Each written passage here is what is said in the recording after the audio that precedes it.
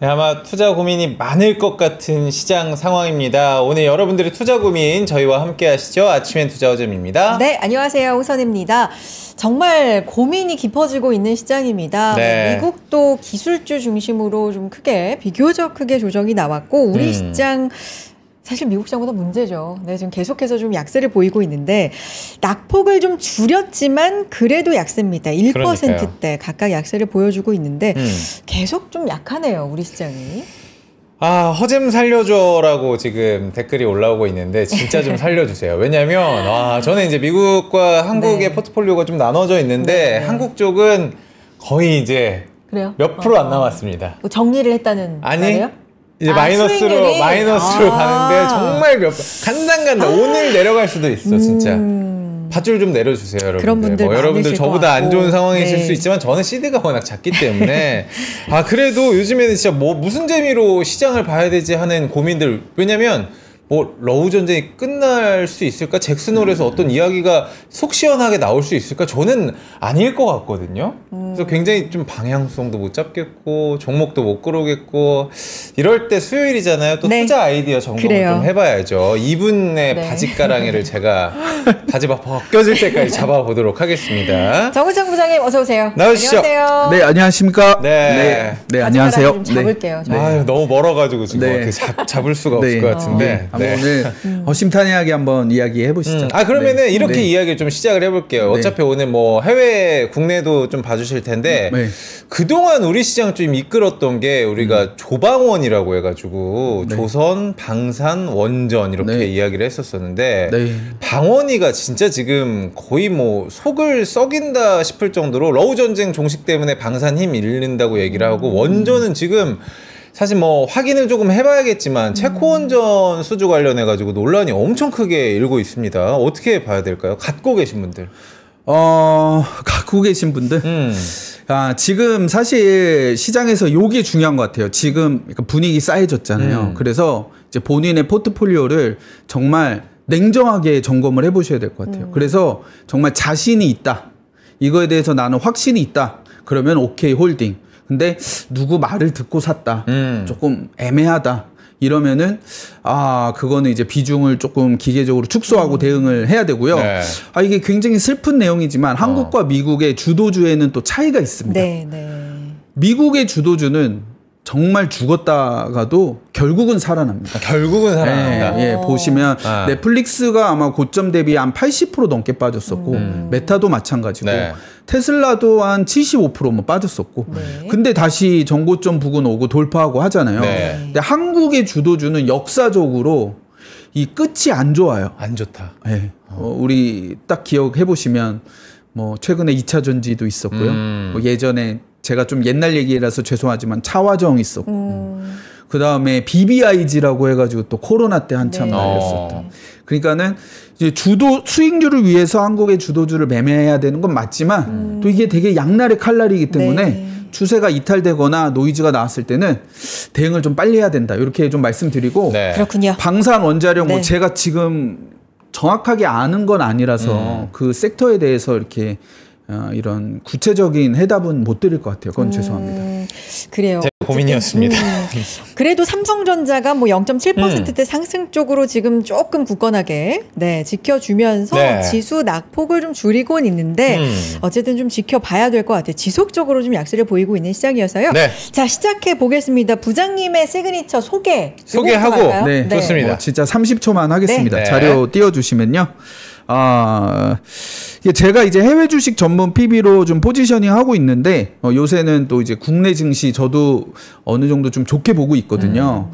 그래서 국내 종목도 좀 커버를 하고 있습니다. 근데 제가 이제 글로벌 관점에서 국내 증시를 보다 보니까 조금 다른 시각? 그리고 조금 엣지는 좀 있지 않나 그렇게 생각이 들고 오랜만에 정말 그런 적 한 번도 없었는데 오늘 투자 아이디어는 좀 한국 쪽에 대한 내용이거든요. 그래요? 그래서 그 내용 좀 말씀드리고요. 저는 이제 이런 경험들이 있는데 제가 하나 말씀드릴 수 있는 거는 제가 앞으로 계속 노력하겠다라는 거 그거는 좀 약속을 드리고 싶고 제가 이 바닥에서 한 17년 있었는데 투자 성공하려면은 운이 중요합니다. 근데 제가 성공하시는 분, 실패하시는 분 다 이렇게 많이 봤거든요. 네. 근데 꾸준히 노력하시는 분은 저렇게 조금 고비가 있다가도 결국에는 딛고 성공하시더라고요. 네, 그래서 저도 지금 항상 꾸준히 노력해야 되겠다 이렇게 겸손한 마음을 갖고 시장에 임하고 있습니다. 좋습니다. 30초 딱 깔끔한 자기소개 해주셨고 30초 딱 됐나요? 뭐 그런 것 같아요. 느낌상. 네. 네, 알겠습니다. 시장 얘기 할 게 많아서 네. 좀 들어가 볼까요? 좋습니다. 네. 간밤에 미국 시장 얘기부터 좀 해볼까요? 네. 거품론이 거품 얘기는 계속 있잖아요. 근데 오픈 AI의 CEO 알트만 형이 샘 알트만. 이거 그러니까요. 전반적으로 이거 거품 닷컴 버블과 비교를 하면서 버블 논란을 먼저 이야기를 꺼냈습니다. 네, 네. 어떻게 보세요? 본인은 지금 자금 조달이 잘 되고 있습니다. 네, 그래서 밑에 단에서 이제 올라오는 경쟁자들이 좀 못마땅한 것 같아요. 근데 저는 당연히 거품론이라고 생각하지 않고요.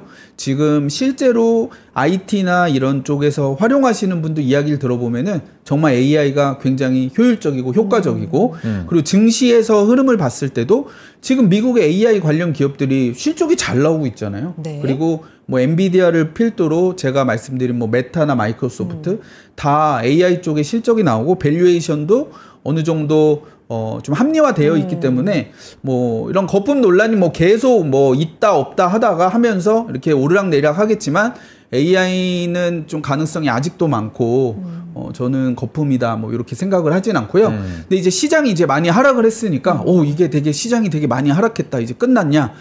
사실은 시장의 성격이 좀 다릅니다. 어제도 그렇고 제가 최근에 시장을 보는 요새는 이런 트레이딩이 많이 일어나고 있구나라고 보는 게 이게 보통 우리가 종목들을 봤을 때 이제 애플이 올라가면은 애플이 올라갔다라고만 생각하지만 시장에서는 이제 페어 트레이딩이 돼 있거든요. 네. 그래서 어제도 보면 네. 기술주, AI 관련주 많이 오른 종목들은 크게 하락을 하고 반면에 그거에 대한 피해로 우려가 많았던 회사들은 또 좀 반등하고 그랬었거든요. 네. 그래서 대표적으로 마이크로소프트하고 애플 같은 경우가 좀 페어 트레이딩이 돼 있어요. 그래서 둘이 보면은 같은 빅테크인데 마이크로소프트가 갈 때 애플은 못 가고 애플이 갈 때는 마이크로소프트가 못 가고 이런 식으로 좀 기존의 위너에 대한 종목에서는 차익 실현 그리고 기존의 루저에 대해서는 또 매수가 일어나면서 대표적으로 어제도 엔비디아가 많이 주가가 하락하고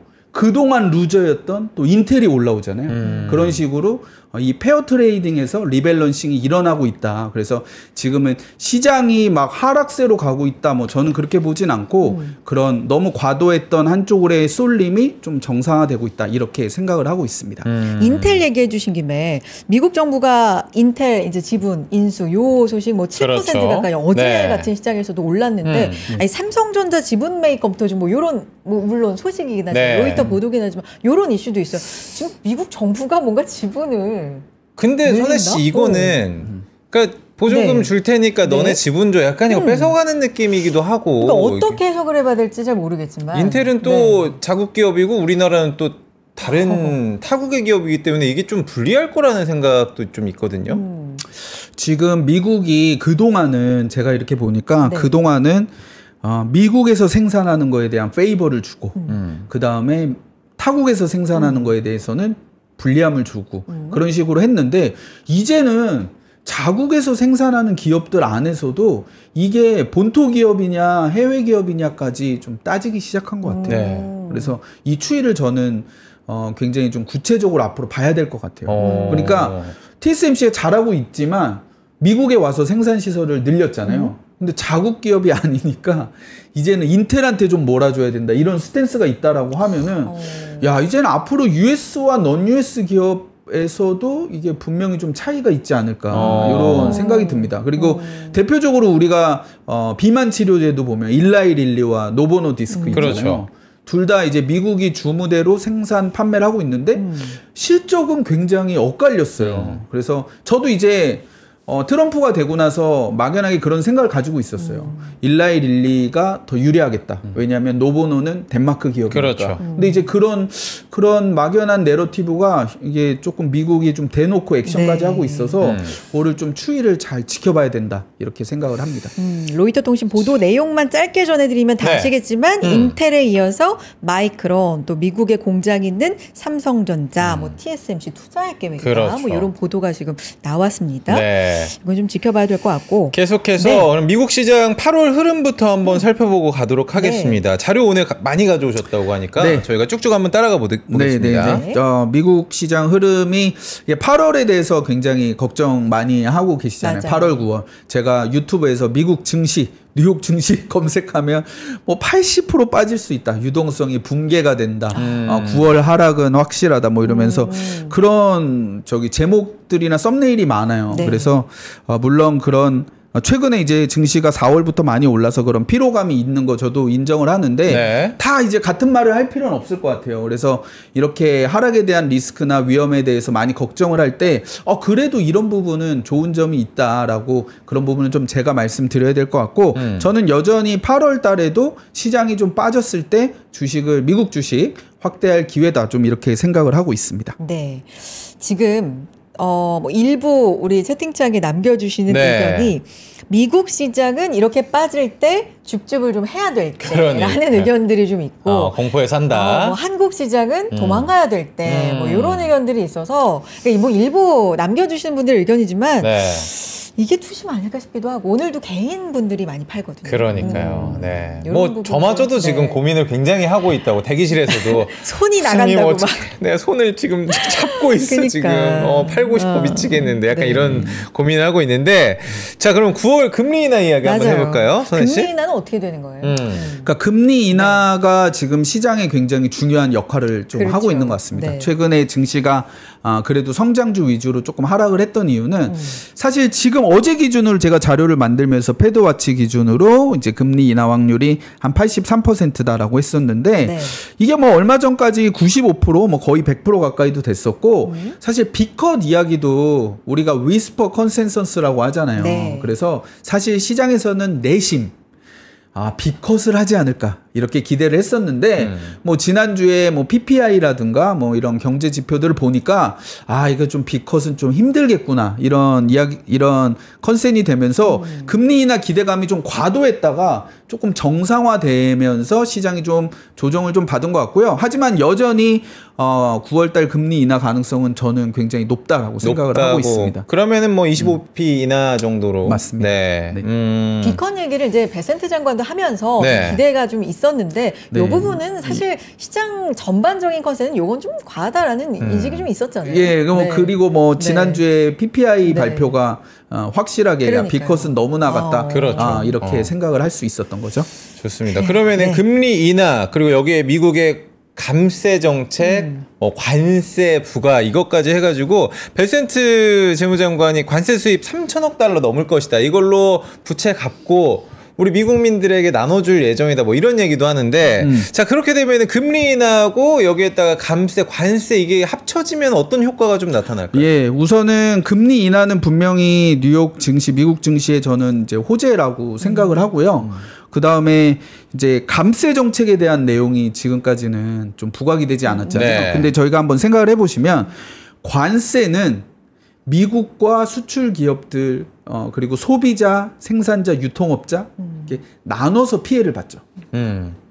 근데 감세 정책은 이건 순수하게 미국의 기업들과 소비자들이 혜택을 받는 겁니다. 혜택을 받는. 네. 그러니까 네. 관세로 인해서 네거티브는 이제 분산이 되고 네.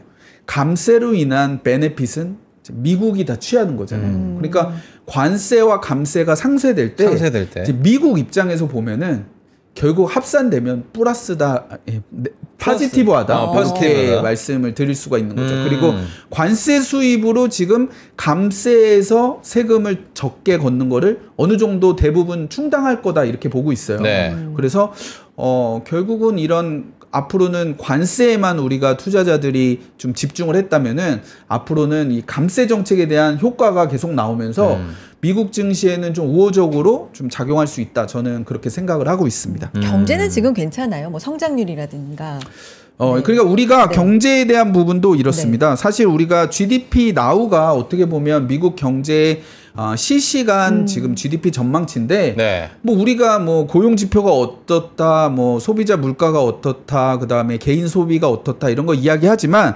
결국은 다 합쳐져서 그런 경제 지표를 다 합쳐져서 실시간으로 그러면은 성장률이 어떻게 될 거냐라는 건데, 지금 GDP now, 애틀란타 페드 GDP now가 가장 어떻게 보면 설명력이 그동안 높았거든요. 근데 지금 이제 어제 기준으로 한 2.5% 정도 성장을 할 거다 이렇게 3분기, 네. 예상을 좀 하고 있고요.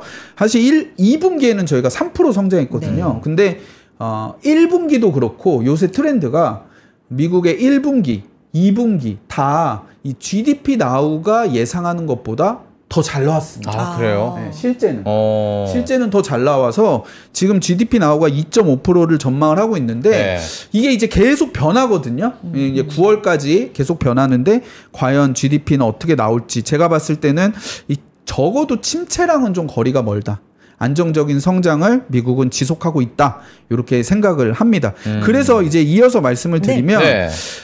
이제 금리가 인하를 하면은 그럼 주가가 오르는 거야, 내리는 거야? 사실 정답은 없어요. 금리가 뭐 지난주에도 말씀을 드렸는데, 금리가 인하를 해도 주가가 이제 이러면 경기가 안 좋나 보다 하고 폭락하는 시기도 있습니다.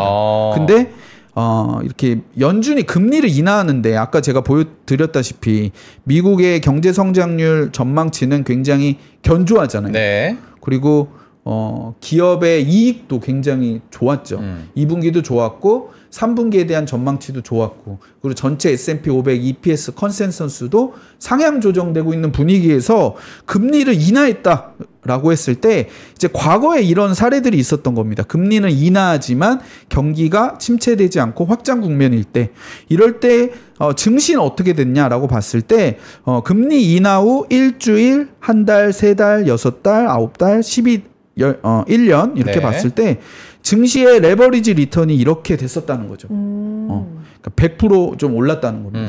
그래서 지난번에도 100% 올랐으니까 이번에도 꼭 100% 오를 거야 라는 건 어떻게 보면은 또 이런 예측의 오류일 수 있는데, 그렇죠. 과거의 사례는 굉장히 높은 확률로 상승을 말하고 있다, 이렇게 말씀을 드릴 수가 있습니다. 지금 이제 우리가 코로나 팬데믹 이후에 2025년의 금리 인하는 과거랑 비춰봤을 때는 또 어떻게 될지, 언제와 좀 비교를 해볼 수 있을까요? 예, 그러니까 저희가 이렇게 비교를 해보면 지금 유사한 국면은 1990년대이었지 않을까라고 생각을 하고 있습니다. 중반. 네, 여기가 보시면 네. 요 파란 게 이제 미국의 경기 선행 지수, OECD 경기 선행 지수고, 이게 이제 기준 금리인데, 보통은 보시면 경기가 꺾일 때 금리를 내리죠.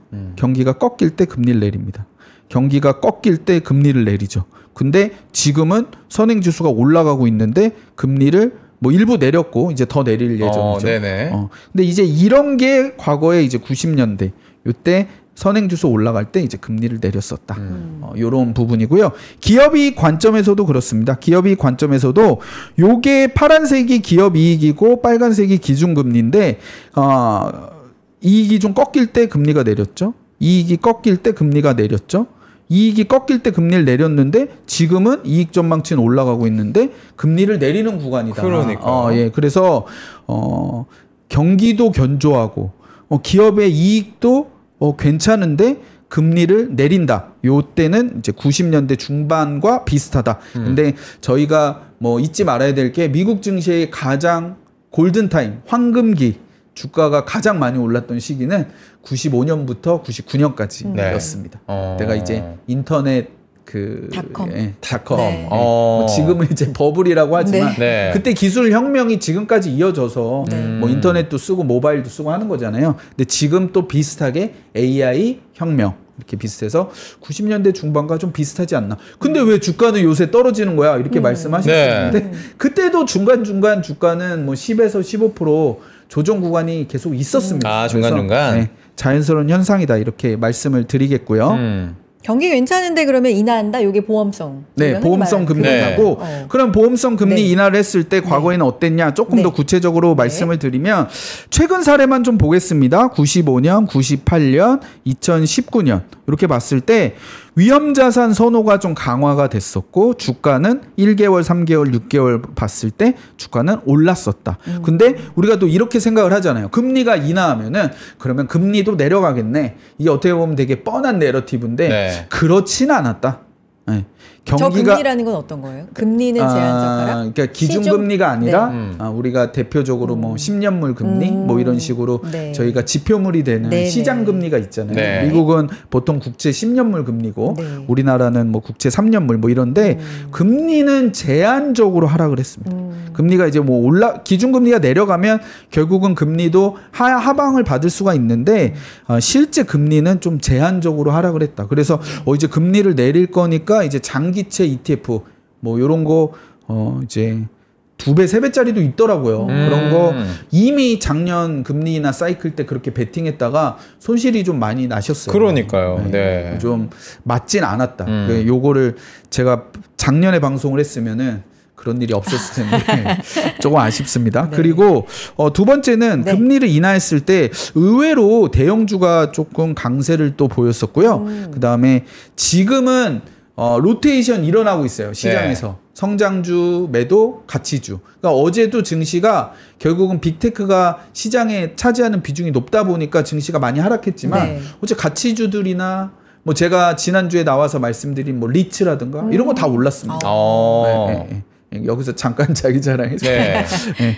하지만 이제 금리 인하는 이제 뭐 지금 9월 한 16일, 17일쯤일 텐데 금리 인하 후부터는 이제 나스닥이 상대 우위가 네. 관찰이 됩니다. 이렇게 파란색 이렇게 높은 장대가 다 나스닥이에요. 그래서 금리 인하가 이제 시작이 되고 나면은 네. 지금은 나스닥이 좀 조정을 보이고 있지만 네. 금리가 인하됐다. 네. 그럼 그때 정우창 부장이 금리가 인하된 후에는 기존의 나스닥이 굉장히 강세였다. 이렇게 이야기했다를 기억을 해주셔야 돼요.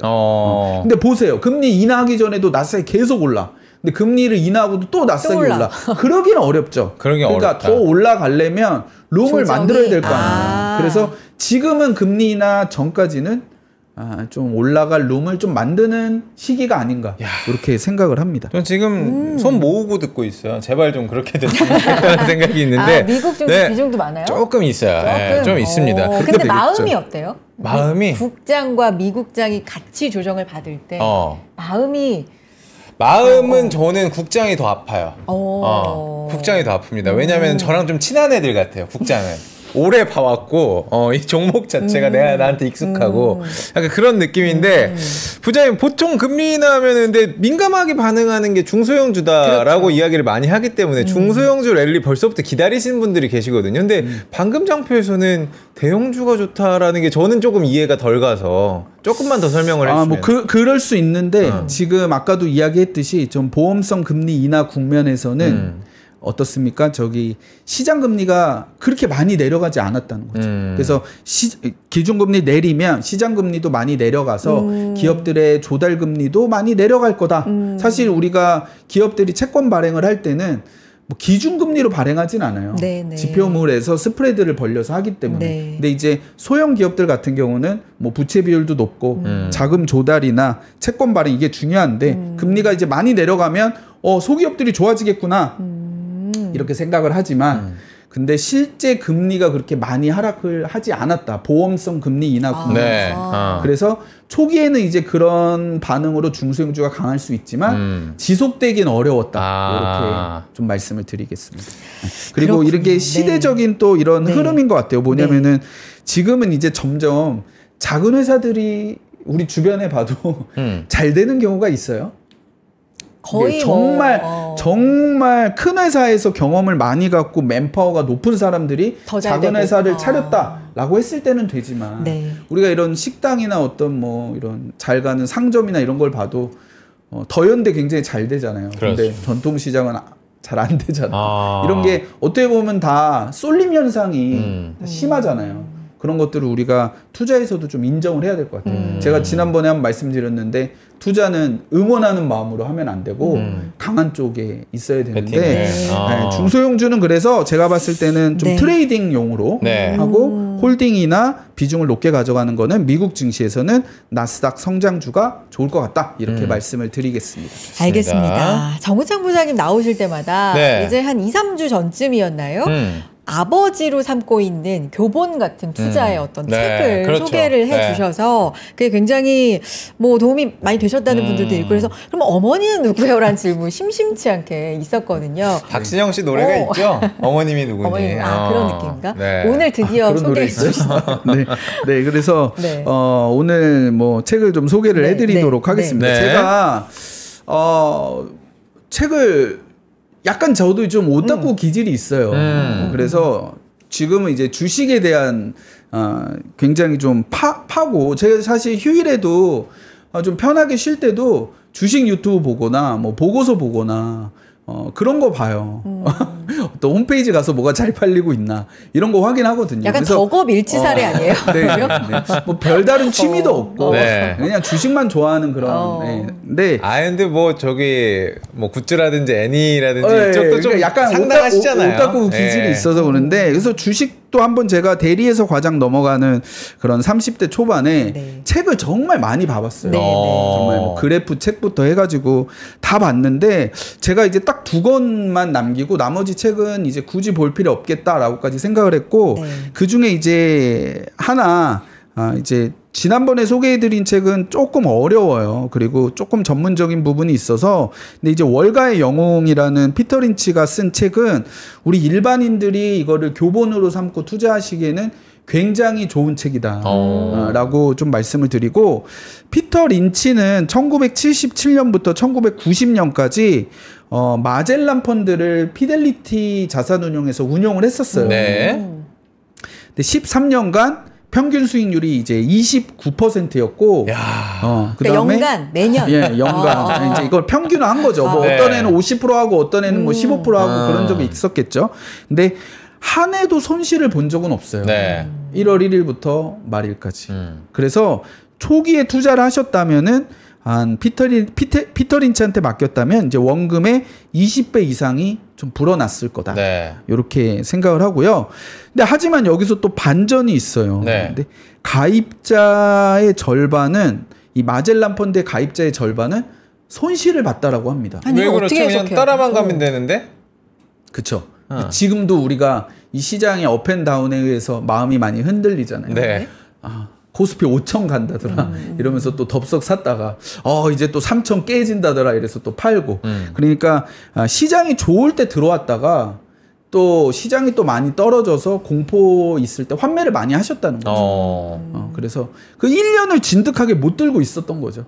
그런 분들은 이렇게 좋은 펀드에 투자를 해도 손실을 봤다라고 볼 수가 있습니다. 그래서 우리한테 지금 좀 이제 함의하는 바가 좀 있다라고 생각을 하고 그리고 제가 이게 피터 린치 책은 한 5번은 확실히 넓고 한 7번에서 10번 정도 본 것 같아요.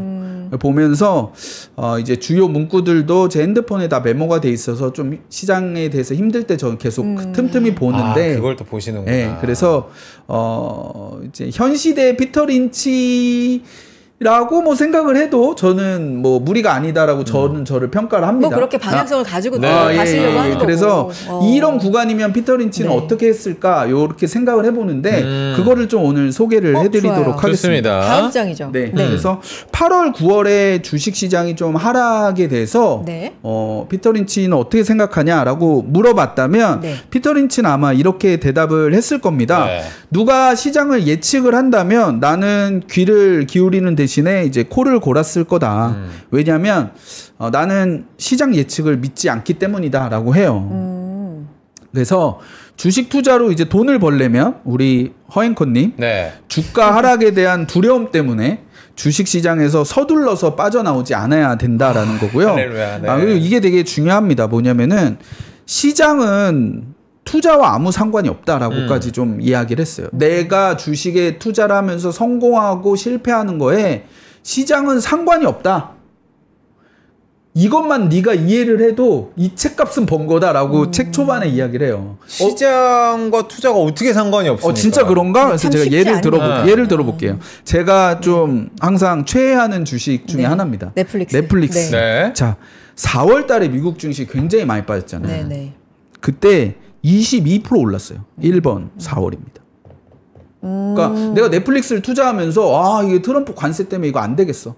시장을 좀 떠나 있어야겠어. 라고 했을 때 넷플릭스가 제가 그 당시에 저의 포트폴리오 2순위였거든요. 2순위. 그래서 저는 4월 그 하락에 사실 큰 피해를 받지 않았어요. 네네. 시장은 22% 올랐다. 맞아, 근데 쓰시죠. 7월 달에 네. 미국 증시가 굉장히 많이 올랐습니다. 네. 제가 7월에 여기 나와서 네. 강세장이 시작됐다. 미국 증시를 적극적으로 확대해야 된다. 이렇게 이야기했고 실제 증시가 S&P 나스닥 다 많이 올랐는데 넷플릭스는 14%인가요? 15% 빠졌어요. 7월에. 아, 그래요. 7월에 오히려. 그래서 지금도 시장이 요새 뭐 많이 빠지고 있는데요 라고 하지만 제가 또 지난 투자 아이디어를 보여드리겠지만 이런 주에도 이번 주에만 한 20% 오른 종목이 있어요. 제가 지지난주에 소개해드린 종목. 네. 궁금하다. 그래서 시장이 결국은 뭐 좀 영향을 미치긴 하지만 그거가 전부인 양 또 너무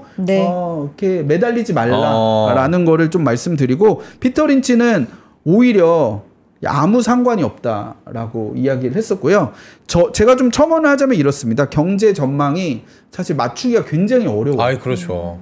근데 경제 전망을 맞춰도 주식 시장을 맞추는 건 또 다른 문제입니다. 네. 그래서 그렇게 이야기를 했었고요.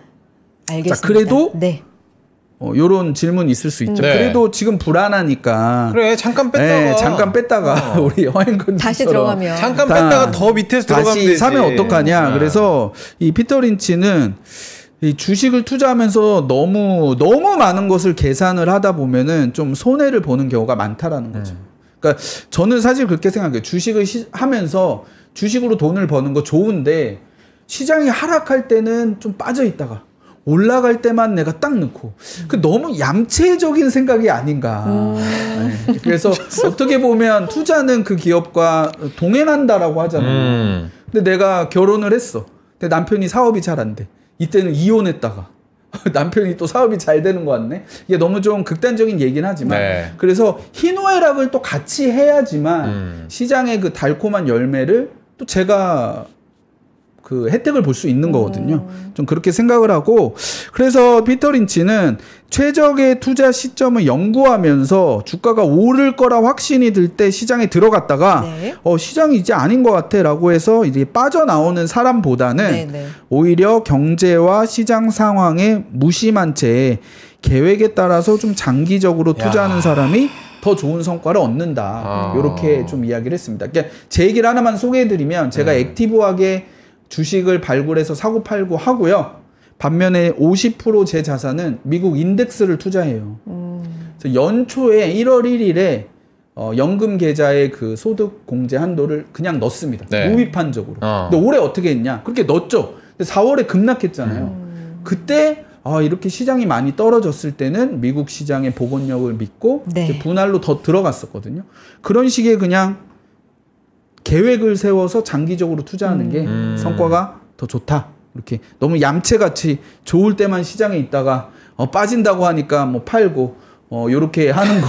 네. 그러니까 저도 유튜브 경제 전망, 시장 전망 많이 보는데 8월, 9월 좀 조정이 올 수 있다라고 말씀들은 많이 하시는데 그건 뭐 어떻게 해야 되냐라는 거에 대해서는 큰 말씀들은 없으시더라고요. 그래서 그렇게 좀 말씀을 드리겠습니다. 많은 의견들이 지금 올라오고 있습니다. 피터 린치도 국장 왔으면 주린이 됐었다. 미장이니까 가능한 시나리오 아니냐. 근데 그도 그럴 게 오늘 시장을 보면 코스피 코스닥도 낙폭 키워서 이렇게 커졌어요? 대까지 코스피가 3,100도 깨졌고 3,082선이고요. 코스닥도 2.5% 넘게 지금 2.6% 가까이 하락하고 있는 상황. 삼성전자도 상승폭 많이 줄였고요. 대부분의 종목들이 지금 하락하고 있는 가운데 투자 아이디어로 좀 가봐야 될 것 같아요. 제가 웃으면서 오늘 방송하면 안 될 것 같습니다. 해주세요. 저희도. 근데 요거 하나 말씀드리고 싶어요. 뭐냐면 이게 이런 터프한 상황이 오잖아요. 네. 그러면은 좌절하고 네. 아 이거 어떻게 해야 돼 이렇게 생각하지 마시고요. 아 이걸 어떻게 내가 도전해서 해결을 할까 이런 도전 정신, 네. 액티브한 정신 이게 굉장히 좀 필요합니다. 그래서 오히려 기회일 수 있거든요. 그런 거 좀 말씀을 드리고요. 요거 이제 여기서 마무리하고 광고 잠깐 보고. 광고 잠깐 보고 그러면은 입으로. 종목 갈까요? 발굴 네. 이야기 해보도록 하겠습니다. 네, 실전적인 이야기 들어봐야죠. 네, 여러분들 2부에서는 실전 이야기를 좀 해보도록 하겠습니다. 잠깐 광고 듣고 오겠습니다. 광고 타임. 멋있다. 부러운가? 14만 1211번의 스윙과 68개월 27일의 투자로 만들어진 자세다. 나의 테니스도 나의 자산도 투자로 키운다. 나는 투자한다. 나는 성장한다. NH투자증권. 와, 멋있다. 부러운가? 기본기 연습과 스트로크 훈련에 1532시간을 투자해 갖게 된 리듬이다. 나의 드럼도 나의 자산도 투자로 키운다. 나는 투자한다. 나는 성장한다. NH투자증권. 진행할게요. 네. 자, 아침엔 투자 함께하고 계시고요. 정우창 부장님이 오늘 이렇게 웃으면서 좀 해도 되나 걱정이 많으시지만 시장이 뭐 시장은 이거 흘러가는 거고 우리가 이럴 때도 이제 목도를 해야죠. 근데 여러분 우리 이거 지켜보고 있다고 시장이 좋아지는 건 또 아니잖아요. 그러니까 투자 아이디어를 그러니까 좀 우리가 또 생각을. 번뜩이는 아이디어를 같이 이야기를 나눠보시죠. 피터 린치 얘기 좀 마무리해 네, 주실 수 이제 있다고요? 종목에 대해서 우리가 이야기를 해야 되니까 그러면은 이제 피터 린치는 종목은 어떻게 발굴했는지 좋아요. 그 내용을 한번 소개를 해드리겠습니다. 네. 이게 제가 항상 투자 아이디어에서 소개해드리는 메인 아이디어인 것 같아요. 네. 현장에서 실생활에서 내가 직접 경험하고 사용하고 있는 제품과 서비스를 만드는 회사에 집중해서 투자를 해야 된다. 네, 그렇게 보면 현장 점검에서 나는 상점을 돌아다니면서 제품을 체험하는 일이 기본적인 투자 전략이라 믿고 있다라고 생각을 하고요. 그다음에 여기서는 이제 미국 한에서 이야기를 했는데 나라가 점점 더 동질적이 될수록 한 쇼핑센터에서 인기 있는 품목이 다른 데서도 인기가 얻을 가능성이 높다라는 거죠. 그러니까 우리가 저기 팜마트 여기 더현대에서 사람이 엄청 많아. 이게 한국만의 문제가 아니고 전 세계가 지금 다 잘 되고 있는 거 아닌가 이렇게 조사를 해볼 수 있다라는 거죠. 우리가 뭐 제가 뭐 이렇게 블레임하는 건 아닌데 방산 원전 이게 왜 떨어져? 근데 사실 저는 방산 원전에 투자를 하질 않아요. 왜냐면 제가 제품을 겪어보고 사용하는 섹터가 아니잖아요. 또 제가 정말 그 분야에 있어서 정말 그 산업의 트렌드라든가 기술이나 이런 거 제가 평가할 수가 없잖아요. 결국은 그 주식을 산다는 거는 누구 얘기 듣고 사는 건데 실패할 확률이 저는 높은 투자라고 생각을 하거든요. 그래서 저는 사실은 개인 투자자들은 이제 내가 직접 사용하고 경험하는 그런 제품과 서비스를 만드는 기업에만 투자해도 우리나라에서도 뭐 삼양식품 불닭 같은 거 많이 올랐잖아요. 네. 그런 것만 투자해도 전 충분하다 이렇게 생각을 하고 있습니다. 네. 그래서 이제 종목 얘기로 좀 가보겠습니다. 좋습니다. 피터 린치 얘기는 여기서 이제 마무리하고 뭐 방금 장표 보니까 캐디언 얘기도 나오고 하는데 글쎄요. 어떤 얘기를 해주실지 좀 궁금해요. 지난 투자 아이디어를 조금 먼저 할게요. 지난 투자 그걸 봐야 확인해야죠. 네, 맞습니다. 이제 저도 이제 점점 하락 종목들이 나오고 있습니다. 네. 이제 뭐 당연한 거고요. 그렇죠. 주식하면서 이제 내가 투자하는 모든 종목이 수익이 날 거라고 생각하는 거는 좀 과도한 낙관이고 실패도 있고 성공도 있고 하는데 여기서 중요한 건 또 있어요. 뭐냐면은 저도 손절매를 하거든요. 그러면은 그 손절매를 하고 그냥 끝나는 사람하고 내가 이거를 왜 실패했는지 복기를 하는 거. 그거 굉장히 중요합니다. 그래서 실패를 했다고 해서 너무 좌절할 필요 없고 다음에 이런 환경이나 이런 종목들은 내가 투자하지 않겠다. 이렇게 투자 철학을 하나씩 만들어 가시면은 그거는 잃은 돈보다 더 큰 내 자산이 될 거다라고 생각을 하고요. 네. 좀 보여주세요. 그럼. 네. 표를 한번 보여드리면 뭐 여기는 이제 뭐 1페이지에서는 뭐 요렇게 조금 뭐 말씀드릴 수 있는데 특별한 사항은 넷플릭스가 좀 많이 올랐었다가 지난주에도 뭐 어저께 막 2-3% 빠지면서 좀 많이 떨어졌고요. 그다음에 뭐 CATL 같은 경우가 요새 좀 주가 부진합니다. 근데 이거는 이것도 약간 페어 트레이딩이 돼 있어요. 한국의 2차 전지 기업과 중국의 2차 전지 기업. 근데 최근에 한국의 2차 전지 기업들이 좀 반등하면서 이쪽은 롱숏에서 좀 매도가 좀 많이 나왔다. 뭐 이렇게 말씀을 드리고요. 이제 특이한 점은 증시가 굉장히 많이 어려운데도 우리 일본 종목들이 좀 많이 올랐습니다. 그래서 여기서 스시로 계속 올라가고 있고, 그러네요. 네, 그다음에 게임 재팬 애니메이션 요게 한 3-4% 플러스일 때 제가 2주 전에 요거는 이제 너무 오름폭이 적어서 사도 된다라고 말씀을 드렸었는데 이제 신고가를 돌파했어요. 네. 그래서 이제 ETF가 요 정도 났고 애니컬러도 본전 이상 됐다가 어저께 조금 하락하면서 네. 소폭 하락으로 요렇게 됐었고요.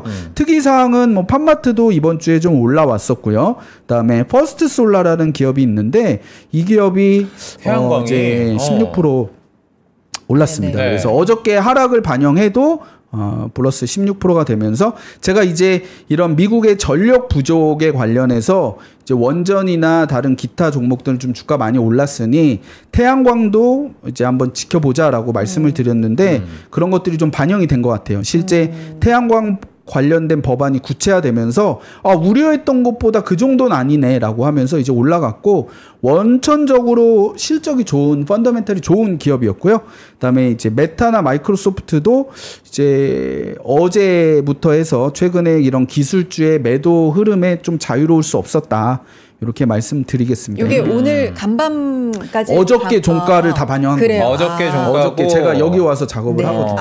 확실히 8월에 들어간 거는 시장의 상황에 딱 이제 피할 수 없이. 그랬던 네. 것 같아요. 마이너스가. 근데 다른 것들 수익률 보면은 정말 어마어마합니다. 근데 주식을 하면서 이게 좀 죄송스럽긴 하지만 요 메타 할 때 애플 했으면 좋았겠지만 이 정도 손실은 감내를 당연히 하죠. 그렇죠. 네. 그리고 지난주에 말씀드린 게 이제 부동산 리츠 그다음에 MP 머티리얼스였는데 네. 요거 조금 좀 네. 문제가 있는 것 같아요. MP 머티리얼스는 조금 더 떨어져서 네. 한 7% 8% 떨어졌습니다. 그래요? 네. 그리고 요건 부동산은 이제 소폭 상승한 정도. 소폭 상승. 근데 MP 머티리얼스는 제가 지난주에도 말씀드렸다시피 아직 적자 기업이고 네. 스토리는 있는데 이제 밸류에이션이 검증된 기업은 아니에요. 그래서 소액만 해보는 걸로 말씀을 드렸는데 제가 지금 어저께 하락이 컸었어요. 어제만 뺐으면은 하락은 아니었던 것 같아요. 그런데 조금 이번 주에 더 연구를 네. 해보고 네. 다음 주에 좀 피드백을 드리도록 하겠습니다. 좋습니다. 그 피드백까지 네. 꼭 준비를 해주시면 알겠습니다. 감사하겠습니다. 항상 소액이라도 이제 직접 말씀해 주시는 그렇습니다. 건 직접 하신다. 네. 이제 오늘 이번 주는 뭘 봐야 되는지로 이제 아이디어로 넘어가 보겠습니다. 맞죠? 부장님? 네, 맞습니다. 네. 자, 그래서 제가 뭐 우리 앵커님 말씀해 네. 주셔서 소액 투자한다, 네. 뭐 100만 원 이상 산다니까 댓글 중에 그런 댓글도 있었어요. 100만 원 사는 건 너무했다. 같은 배를 타야지. 근데 제가 다 100만 원 사는 건 아니고 조금씩 다른 거죠? 제가 네. 뭐 다 공개할 수는 없지만 많이 산 거는 1,500만 원 이상 산 것도 있고 네. 뭐 적게 산 거는 200-300 산 것도 있습니다. 네, 그렇게 말씀드리고 제가 돈이 무한대가 아니기 때문에 또 다른 걸 사기 위해서 일부 다른 종목을 또 비중을 좀 줄이고 그렇게 사고 있습니다. 제 그 재정적인 한도 안에서 네. 그렇게 하고 있고요. 네. 오늘 투자 아이디어는 우리 피터 린치의 이런 그런 투자 철학을 반영을 해서 그러면은 만약에 피터 린치가 지금 종목을 고른다면은 또 어떤 종목을 고를 수 있을까 이거를 생각을 해봤어요. 네. 근데 제가 여기서 이제 K-팝 데몬 헌터스 뭐 이야기를 많이 했잖아요. 근데 이제 그게 너무나 핫한 트렌드인 것 같아요. 그렇죠. 빌보드에서 네. 1위도 했고 몇 주째 지금? 탑 10에 3곡이나 들어가 있다라고 맞아요. 하더라고요. 그리고 미국에서는 영화로 개봉을 한대요. 맞아, 영화관에서도 볼 수 있게. 캐나다랑 뭐 네. 이렇게 해서 그래서 되게 이 트렌드에 관련된 이제 종목이나 섹터를 발굴을 해야 되는데 그래서 좀 고민을 해봤고 네. 직접적인 수혜주는 없는 것 같아요. 그래서 간접적으로 보면 저는 이제 저희가 수상한 투자 아이디어가 이제 글로벌 아이디어니까 K-뷰티를 조금 말씀을 드리겠습니다. K-뷰티요. 그러니까 캐대언 효과에서 K-뷰티. 네. 요거 이제 한국 시장 그럼 말씀하시는 거예요? 예, 맞습니다. 네. 좋습니다. 근데 이게 왜냐하면 왜 미국이나 뭐 글로벌을 하면서 한국 이야기를 하냐 할 수 있는데 미국에서 지금 엄청 인기이기 때문에 엄청 인기이기 때문에. 미국에서 요새 뭐가 인기인가를 찾아봤을 때 이제 캐대어 그리고 한국 화장품. 뭐 이게 나오기 때문에. 저는 한국 화장품도 할 말 많습니다, 부장님. 또 담으셨고. 일단 가시죠. 아, 그래요? 같은 배를 탄 겁니다. 네, 그래서 자, 저도 투자를 할 거기 때문에 자, 지금 보면은 캐대언 이후에 한국 여행 검색량 증가가 이게 한 6월 말쯤에 지금 넷플릭스에 서비스 됐거든요. 네. 캐대언의 이런 그 검색량 구글에서 봤을 때 근데 한국 여행도 같이 검색량이 많이 늘고 있어요. 그래? 이게 한국 문화, K-팝 문화, 한국에 한번 가보고 싶다 이런 검색이 많고 실제로 그럼 가서 한국 음식과 한국 그 이제 화장품에 대한 검색량도 굉장히 좀 많아졌다 이렇게 좀 보시면 되고요. 그리고 이제 외국인의 주요 쇼핑 품목은 한국에 와서 어떤 걸 사느냐라고 보면은 이제 한국에 트래블을 많이 오게 되면 결국은 뭐 소비를 할 거지 않습니까? 화장품과 식료품이 1등입니다. 특히 향수와 화장품. 요새는 뭐 올리브영 이런 데 많이 간다고 하죠. 외국인분들 엄청 계세요. 뭐 이런 뭐 좀 번화가 올리브영 가면은 외국인이 많아요. 통역해 주시는 직원분들이 따로 계세요. 엄청 계세요. 그렇다고 하더라고요. 예, 그래서 가서 말 안 하면 내가 일본인인지 한국인인지 중국인인지. 또 우리 저 주변 지인도 올리브영에서 사면은 뭐 직원이 막 일본 말로 말을 건다고. 그래요. 나 한국 사람인데 그만큼 외국인들이 많이 오고. 자, 그래서 이제 K-뷰티를 이렇게 봤을 때 그러면은 좀 K-뷰티가 조금 예전에는 되게 비쌌었거든요. 주가가 이게 2015년에 밸류에이션이 평균 PER이 한 27배, 8배까지 갔었습니다. 저때 중국 모멘텀. 중국 모멘텀으로. 뭐 아모레 퍼시픽 이런 게 막 한 40배도 가고 막 그랬었잖아요. 근데 이게 계속 하락을 해가지고 지금은 화장품이 조금 많이 올랐다 최근에 주가 많이 빠졌죠. 맞아요. 네. 그래도 PER이 뭐 15배가 안 되는 것 같아요. 그래서 이제 밸류 부담도 굉장히 좀 많이 덜었다.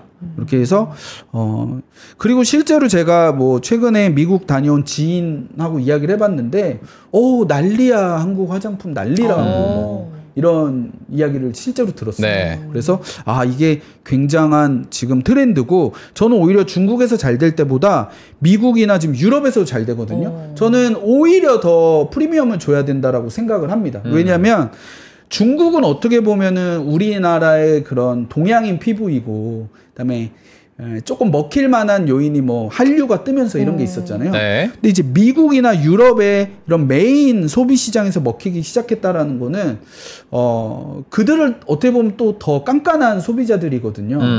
그리고 어떻게 보면 또 무역 장벽이 있고 근데 이쪽에 먹힌다라는 거는 이제 더 기회 요인이 많고 그리고 실제로 미국에서 잘 팔리는 거는 또 마진이 또 괜찮아요.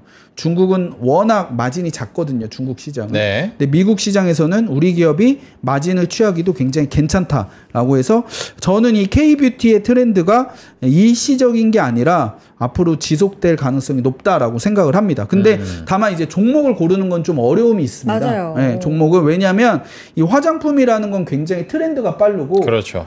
지금 아모레나 LG생활건강 같은 건 또 힘을 못 쓰는 것 같더라고요. 오히려 작은 애들이 더 잘 나가니까. 네, 그게 트렌드가 빨리빨리 바뀌고 마케팅을 SNS나 이런 데를 빨리 해야 되는데 그거는 또 이제 작고 이런 소규모 기업들이 트렌드에 빨리 적응하는 거죠.